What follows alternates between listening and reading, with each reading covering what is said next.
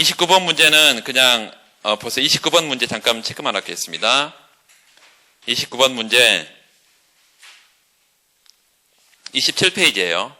27페이지. 그 번호가 문제 상단에 있는 번호가 700자 번호 순서대로 다 되어 있는 것입니다. 그러니까 그거 보시면 되는데 거기 이자율 결정 이론 3가지 이상 열거해라 이렇게 되어 있는데 이자율 결정 이론, 고전학파의 대부자금 시장, 그 다음에 케인즈의 유동성 선호설 이 2가지 쓰면 되고 그리고 이제 그 이자율을 우리가 피셔 관계식으로 가서 명목 이자와 실질 이자 그 관계와 관련해서 써도 간단하게 써도 되고 그렇지 않고 RBC 모형의 ROI 평면, RBC 모형의 ROI 평면의 이자율 결정 이것도 가져도 되겠습니다. RBC 모형의 이 미시적 기초가 있는 동태율 최적화 모형에서는 어디서 이자율 결정돼요? 생산물 시장에서. 생산물 시장에서 이자율 결정됩니다. 누구와 같으니까 고전학파가 대부자금 시장의 생산물의 이면인 대부자금 시장에서 결정된다고 말하잖아요. 이자율이. 당연히 새고전학파도 그렇게 주장하겠지. 그래서 생산물 시장에서 이자율이 결정됩니다. 대표적인 이론들을 우리가 그렇게 생각해 볼 수 있겠고, 두 번째, 그 이자율 변화가 부동산 가격에 영향을 미칠 수 있다. 그 자산가격 결정식을 뒤에 보면 써져 있는데요. 자산가격 결정식을 암기해야 됩니다. 아직까지 못한 사람은 당연히 암기해야 돼. PT equal expectation T. 그래서 시그마 I는 0부터 무한대까지 1 플러스 R분의 I 플러스 1 T 플러스 I 플러스 1. 요 자산가격 결정식을 다 암기해야 돼요. 그 ET가 뭐예요? ET가 T기의 모든 정보를 활용한 합리적 기대를 고려한 조건부 기대치죠. 조건부 기대치입니다. 거기서 이자율은 분모의 할인율 값에 영향을 주고, 이자율은 분모의 할인율 값에 영향을 주고, 그 다음에 부동산 가격, 주택 가격, 채권 가격, 주식 가격에 영향을 준다. 이런 얘기입니다. 그 이자율은 낮은 3번의 별표, 이자율은 낮은 수준임에도 불구하고 투자가 증가하지 않다. 그게 한 페이지로 여러분 정리해 주세요. 거기 우리가 시험 답안지 한 페이지로 3번 설문을 정리를 해두라고. 이거 무조건 나온다고요. 3가지 이론이죠. 하나는 뭐예요? 케인즈 애니멀 스피리트. 두 번째는요. 불확실성이 투자를 지연시키거나 감소시킨다. 투자 옵션 가설. 딕시 핀다이크. 세 번째는 뭐예요? 경기 침체에 따른 신용경색 그리고 신용할당인데요. 신용경색 현상은 자금의 공급이 감소하는 현상이기 때문에 가격 경로가 아닌 무슨 경로죠? 양적 경로가 작동을 하고 이 경기 침체가 심각한 상황에서는 어떻다는 얘기예요?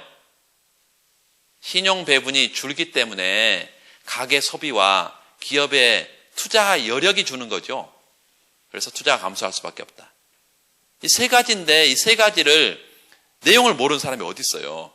근데 한 3줄씩 깔끔하게 키워드가 들어가면서 쓴 사람들은 많지가 않아. 딱 보면 다 아는 건데 다 똑같이 써버린다는 얘기예요. 그러니까 이런 거는 준비해 놓으면 이건 진짜로 짧은 시간 준비해 놔서 이게 확실한 효과를 볼 수 있는 문제들이잖아요. 이런 거라. 지금 경기가 이렇게 나쁜데 경기 침체와 관련해서 문제가 안 나오겠어요? 그럼 어디든지 쓸 수 있겠지.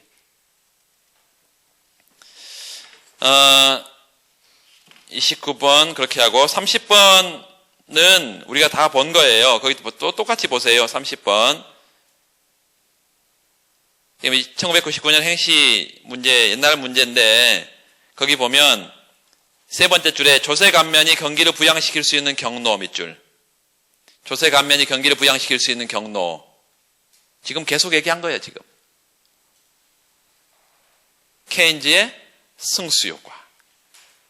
두 번째, 새 케인즈의 유동성 제약 모형. 또 공급 중시 경제 학파.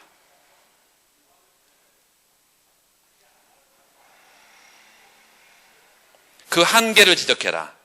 한계는 효과가 없다는 주장. 그러니까 똑같은 문제를 문구만 바꿔서 계속 낸 거야. 2012년도 내고 지금 1999년도도 내고 똑같은 문제인 거예요. 전혀 다르지가 않아, 문제가. 그러니까 옛날 문제라고 해서 답안을 옛날 문제처럼 써버리면 안 되고 최근에 여러분 공부한 것들을 다 집어넣어서 답안을 계속 바꿔야지. 그러니까 문제를 볼 때마다 답안이 달라야죠. 한계는 뭐예요? 고전학파의 구축 효과. 두 번째요, 밀턴 프리드만의 항상소득 가설. 조세 감면이 일시적이냐? 효과 없다. 단기적이냐? 효과 없다. 또요, 랜덤 워크 하이파서시스. 임의 보행 가설은 뭐라고 해요? 예상치 못한 충격만이, 금기에 합리적 기대를 해도 예상치 못한 충격만이 미래 소비를 변화시킬 수 있다. 그러니까 예상된 감세, 예상된 조세 정책, 아무런 효과가 없다. 가장 대표적인 게 이제 세고전학파의 리카도 대등 정리, RET. 뭐 이런, 그러니까 이제 여러분 이것도 이제 답안 쓰는 스킬인데, 이렇게 많은 걸 써야 돼. 그러면 설문의 취지나 혹은 부정론, 긍정론 여기다 써놓고, 그럼 처음에 기본 시각 혹은 설문의 취지 이런 단어를 써서, 이런 목차를 써서 이런 이론들이 있다라는 걸 밝혀줘요, 먼저. 그러면 쓰다가 다 못 쓸 수도 있잖아. 그럼 시간 부족했다고 생각을 하죠. 근데 앞에 아무런 얘기도 없이 그냥 대목차만 쭉쭉 잡으면서 쓰면 나중에 뒤에 못 쓰면은요, 없는 거야. 그래서 앞에 어떤 방향으로 내가 쓰겠다 이렇게 써주는 게 되게 중요해요. 그 뒤에는 또 똑같은 얘기입니다. 언론에 따르면 단기적인 경기 회복을 위해서 지속적인 성장을 위해서 민간 투자가 증가해야 된다. 그런데 미래에 대한 불확실성이 커서 밑줄. 불확실성과 투자 얘기하고 있습니다. 그런데 불확실성과 투자에서 꼭 이게 투자 옵션 가설만 쓰란 얘기예요? 아니죠. 불확실하면, 미래가 불확실하면 케인즈가 생각하는 기업가들의 미래를 비관적으로 볼 거 아니에요. 그러니까 아까 얘기했던 그 세 가지가 다 적용이 된다는 얘기입니다. 불확실하면 가격 경로가 제대로 작동을 해요? 안 하죠. 양적 경로가 작동을 하잖아. 그래서 신용 경소가 신화할당, 이게 아까 세 가지가 다 똑같이 적용되는 거예요, 지금. 민간 투자가 부진하다. 투자가 잘 되고 있다, 이런 설문을 한 번도 본 적이 없을 거예요, 여러분.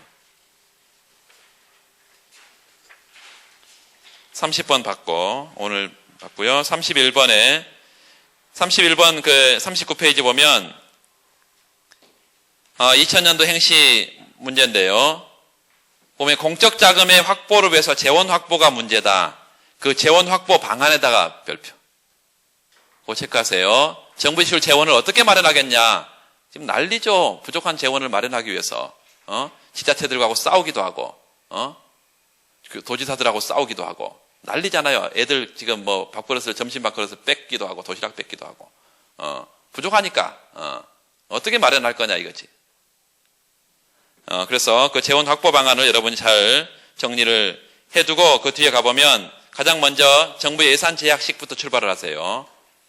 정부의 명목 재정 적자는 G-T는 델타 B 플러스 델타 M 플러스 해외 차입. 이렇게 재원 확보 방안은 첫 번째 조세에 의한 조달이 있고요. 두 번째 공채에 의한 조달. 이 두 가지는 반드시 비교를 해야 됩니다. 조세로 세금으로 재원을 조달하면 민간의 가처분 소득이 줄어버리잖아. 그런데 공채로 조달하면 가처분 소득의 변화가 없으니까 공채로 조달하는 게 효과가 훨씬 더 크다는 거예요. 이 두 가지를 비교를 해야 돼. 물론 두 가지 공통점은 뭐예요? 정부 지출을 늘리는 거니까 정부 지출, 재정 지출 승수가 나타나지. 그런데 1번은 조세로 재원을 조달하면 조세 승수에 의해서 정부 지출 승수가 일부 준다는 것입니다. 이게 차이점이고. 근데 이제 공채로 조달을 했을 때 공채를 시장에 주게 되면 이게 민간이 뭘로 인식해야 되냐? 프로 인식해 줘야 되지. 미래 세금이다 생각하면 RET가 적용이 되겠죠. 근데 여러분들 항상 지난번에도 첫 번째 시험에도 중요하게 말씀드렸지만 이 RET가 적용되는 상황을 잘 봐야 돼. 얘인지요, 얘가요. 정부 지출이 주어져 있는 건지 아니면 여기서처럼 정부 지출이 느는 건지. 그러니까 정부 지출이 느는데 그냥 원래 RET를 그냥 그대로 써버리면요, 그어버린다는 얘기예요. 모든 이론은 가정이 가장 중요한 것입니다. 그렇다고 하더라도 정부 지출이 늘고 있다 하더라도 케인즈의 견해에 비해서는 세고전학파는 이 RET와 유사한 그런 효과가 나타나는 거죠. 그렇게 유사하게 써야지 이렇게 써버리면 안 된다, 이거를.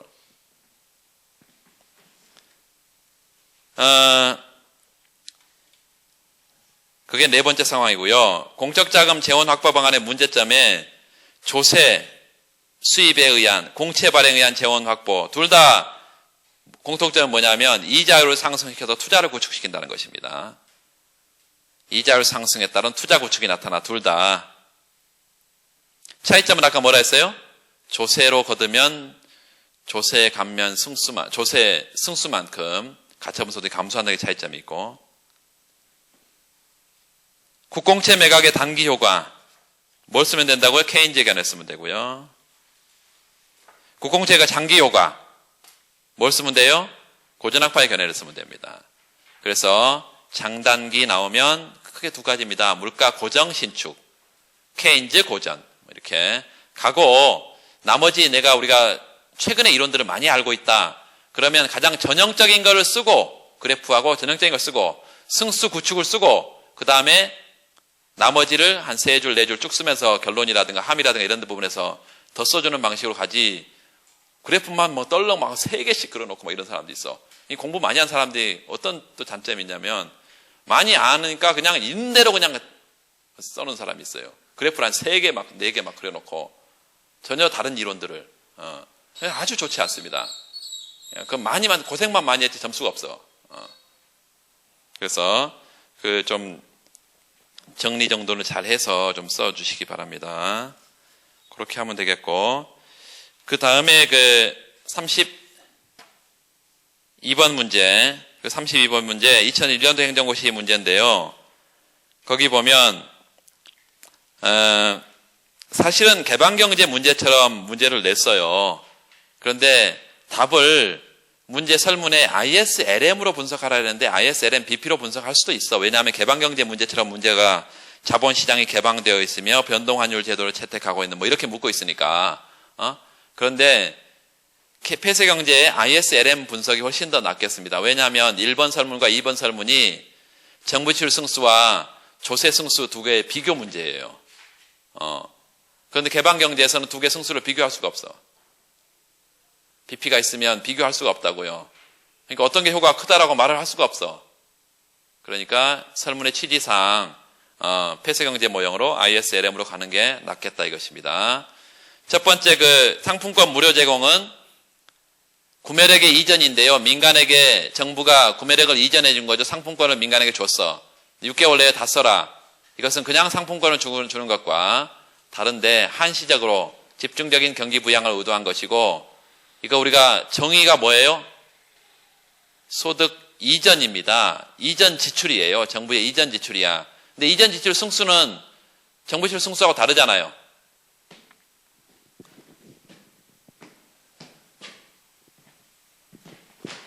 거기를 써놨나?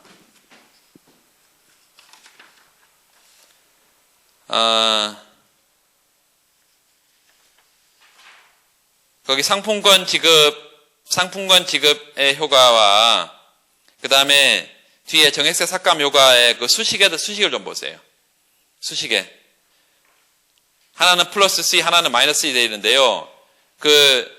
첫 번째 상품권 지급의 효과에 밑줄 봅시다. 일종의 정부의 이전 지출로서 일반적인 이전 지출이 소비로 연결되는 경로가 작지만, 이렇게 한시적인 사용 기간이 제한이 있는 상품권은 다른 용도에 사용할 수 없고 집중적인 경기 부양을 의도한 것이어서, 거기 TR에다 동그라미 이전 지출인데요. 그 이전 지출의 변화가 당연히 이전 지출 승수의 크기가 이겁니다. 플러스 C만큼이에요. 그런데 C가 뭐라는 거예요? 1에 가깝다 이것입니다. C가 1에 가까워. 다시 말하면 델타 G하고 델타 TR이 같다는 거예요.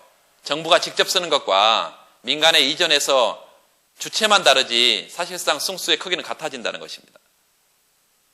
이게 상품권이 중요한 것이고, 이번에 조세 승수니까 그냥 알 것이고,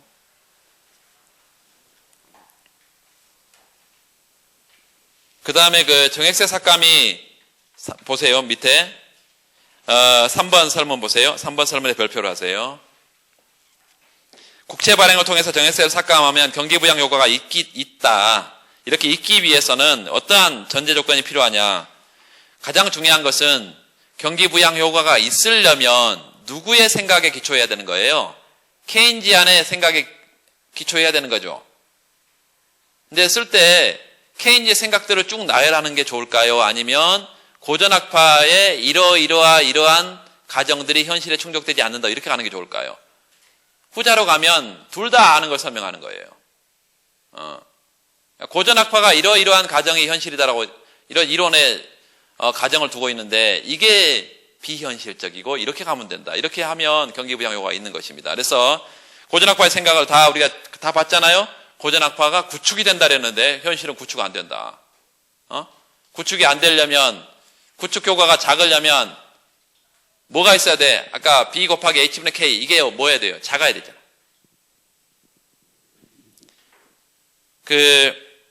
LM이 수직에 가까울수록 구축이 많이 되는 거죠. LM의 기울기는 뭐예요? H분의 K잖아. 그러면 K가 클수록 H가 작을수록 구축 효과가 커지는 거죠. IS의 기울기가 어떨수록이요? 완만할수록 구축이 많아지는 거죠. 그래요?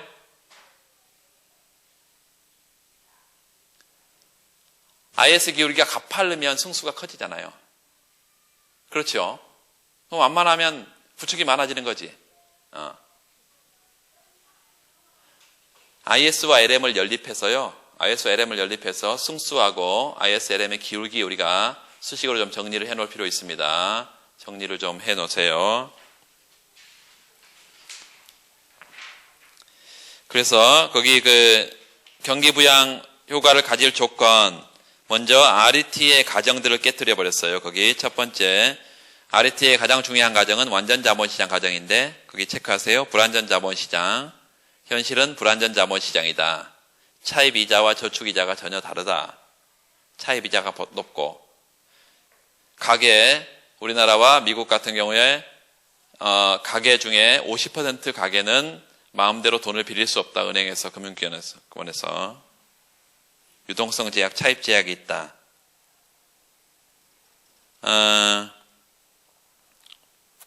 두 번째, 민간의 근시안적인 소비 행태, 유한한 경제활동 기간, 세대 간의 전가 문제 체크를 좀 하시면 되겠고, 마지막에 구축 효과에 대해서 좀 쓰고 있습니다. 구축 효과가 발생하지 않아야 된다. 그래야 경기부양효과가 커진다. 이런 형태로 정리를 체크해서 하시면 되고, 그 다음번 33번 문제는 문제로 우리가 모의고사 문제로 봤었고,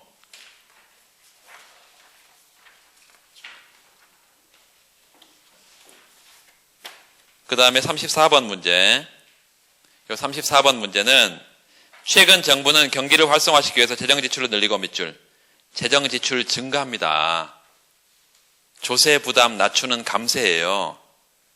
이걸 시행하고 있다. 2010년도 이제 외시경제학 기출 문제인데요. 거의 매년 보세요. 거의 해마다 비슷비슷한 문제가 하나씩 약간씩만 다르죠. 거기 보면 급증하는 재정적자에다 밑줄. 그러니까 뭐 먼저 써야 돼? 재정적자, 이 정의식부터 먼저 써야지. 개방경제 국민소득 결정식을 사용해서 쓰라네. 그건 말을 안 해도 그거 사용해서 써야죠, 그러니까 재원 조달 방식도 있었지만, y equal c 플러스 i 플러스 g 플러스 nx. 요걸 가지고 명목 재정적자 g-t를 정리를 하면, G-T, 재정적자가 증가하면, 다른 변수들도 다 좌측의 재정적자가 증가하면, G-T가 증가하면, 우측의 나머지 변수도 다 증가해야 되지. 그래서 그 뒤에,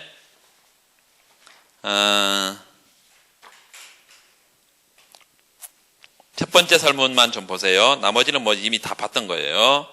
첫 번째 설문 발표해두고, 그 명목 재정적자에다 밑줄 그으세요. 세 번째 줄에 있네. 설문의 정리에 재정적자는 거기 국민저축, 국내투자, 순수출 이렇게 y equal c 플러스 i 플러스 g nx를 정리하면 이렇게 됩니다. 재정적자를 보존할 수 있는 방법 거기 보세요. g-t를 위로 화살표를 이 재정적자가 증가하고 있다. 그러면 우변도 증가해야 된다. 좌변이 증가하면 우변도 증가해야 된다. 첫 번째, 국민저축 밑줄 그으세요. Y-C-T. 국민저축을 증가시키는 방법. 뭘 늘리면 돼? 소득을 늘리면 돼. 그런데 소득을 늘리기는 지금 경기가 나쁘니까 쉽지 않고 소비를 줄인다. T를 하는 방법도 있어요. 변화시키는 방법도 있는데 좌변에 G만의 T에 T도 변해버리잖아. 그러니까 적당한 방법이 안 되고 소비를 감소시켜야 된다. 밑줄. 소비 감소는 경기를 활성화시키는 데 걸림돌이다. 한계도 지적하고 있고, 두 번째, 투자를 감소시키는 방법. 재정 적자를 보존할 수 있다. 그렇지만 투자 감소는 구축 효과를 설명할 수 있고, 정부 지출을 늘리는데 공공부문의 지출의 증가가 민간 투자를 구축시킨다. 세 번째, 순수출 구축이 있다. 순수출을 감소시켜서 재정 적자를 보존할 수 있는데, 정부 지출 증가는 재정 적자죠. 순수출 감소는요, 경상 적자죠. 재정 적자와 경상 적자가 동시에 진행되는 쌍둥이 적자다. 이게 한계다. 일행 같은 경우 좀 어렵나요? 그 순수출 감소요? 여러분, 폐쇄경제 구축은 투자 구축이지만 개방경제 구축은 뭐예요? 순수출 구축이에요. 그래서 이걸 개방경제에서 구축 효과라고 부릅니다.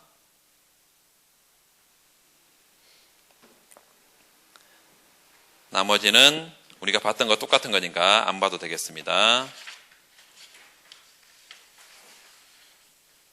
그 비슷한 유형의 문제, 그게 지금 이제 2012년 외무고시에서도 출제가 됐는데요. 34번 문제.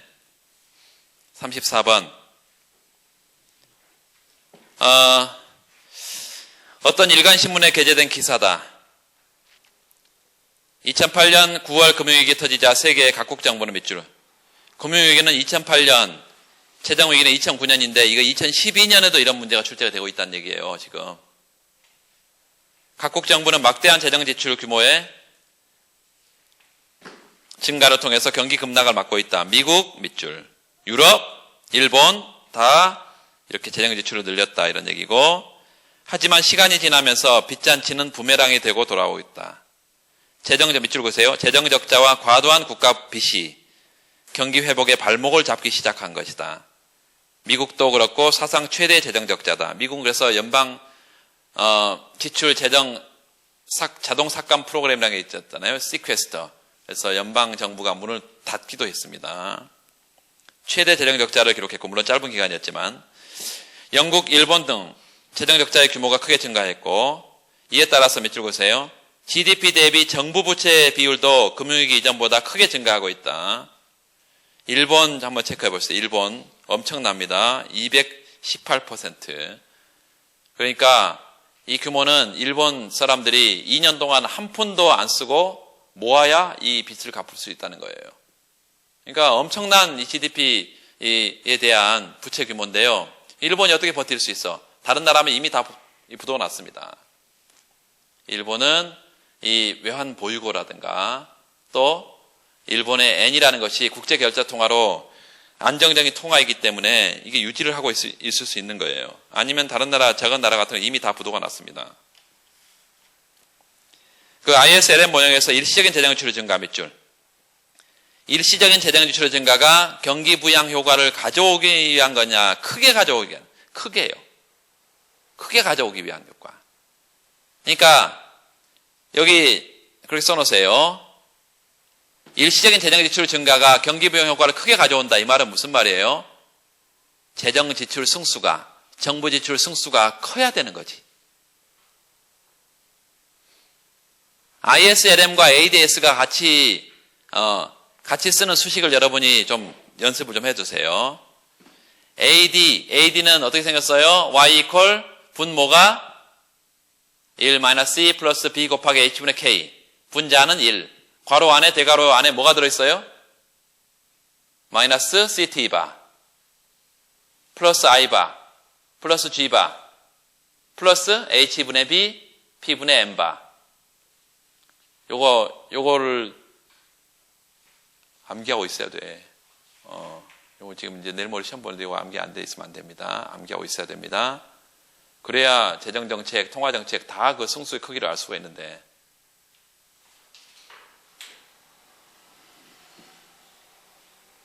그리고 경기부양 효과는 기본적으로 ISLM의 기울기 영향을 받습니다. ISLM의 기울기. 그러니까 ISLM의 기울기를 수식으로 쓸 수 있어야 되겠습니다.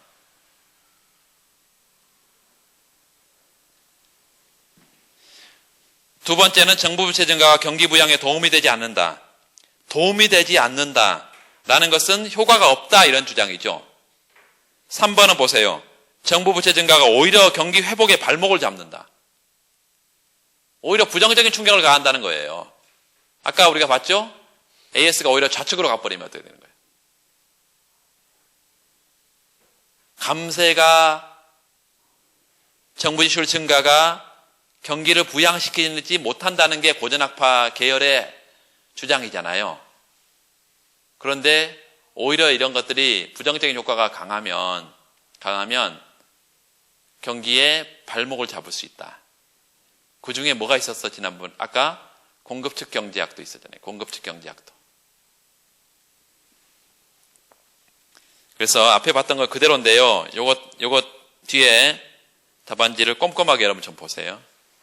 물론 이제 우리 진도가 이제 2번 해버렸기 때문에 요거 진도가 여기라면 또 문제를 내겠지만 문제는 안 내겠습니다. 이거 또 낼 수는 없어. 지금 시간이 이제 앞으로 나가야 되기 때문에. 그래서 34번은 별표 해놓고 잘 보세요.